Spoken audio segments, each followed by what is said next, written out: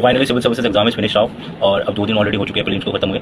Peoples analyse किया उनके कितने मार्क्स आए होंगे और इस बार उनका मार्क होगा कि नहीं, उनका ओवरऑल रिजल्ट होगा नहीं होगा प्रीलिम्स का। So as already we know कि हाँ भाई 90% होगा नहीं होगा, क्योंकि सिलेक्शन रेट ही आपका 0.01% है इंडिया टफेस्ट एग्जाम। ठीक है, इस बात को नोटिस करके रखो।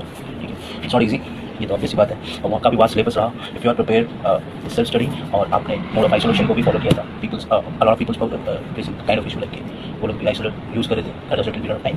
तो कहीं ना कहीं बहुत अच्छी अंडरस्टैंडिंग मिली different kinds of subject learning के बेसिस पे, on the basis of our emotional wellbeing, या आपको सोसाइटी के बारे में बहुत पता चला, जैसे ओवरऑल वेलबींग है ना। कुछ ऐसे कॉन्सेप्ट भी समझ में आए जहाँ पर आप लैक कर रहे थे, जहाँ पर हम कहीं ना कहीं एज ए ह्यूमन लैक कर जाते हैं या फिर एज ए सिविलियन लैक कर जाते हैं। So kind of understanding about that particular syllabus और whole perspective of the government के why they require this kind of person जो कि एडमिनिस्ट्रेशन को संभालने के लिए इतने वास्ट सिलेबस को कवर करते हैं। तो सडनली ऑफ दैट कि हाँ आप सिविल सोसाइटी के बारे में समझ चुके होंगे कि हाँ हमें ओवरऑल वेलबींग पे काम करना है। At the end of the day we handle a kind of a district या we are holding a post like IPS IAS या जो भी एक्सेट्रा है। ठीक है, तो अगर वो आपके पास नहीं भी होती है, इससे चांसेस बहुत ज़्यादा कम है, क्योंकि 0.1% चांसेस है इसके सक्सेस होने के। तो कहीं ना कहीं कॉन्सेप्ट तो वही है, फेल होने के चांसेस ज़्यादा हो जाते हैं। तो आपको ओवरऑल वेलबींग पे काम करना है।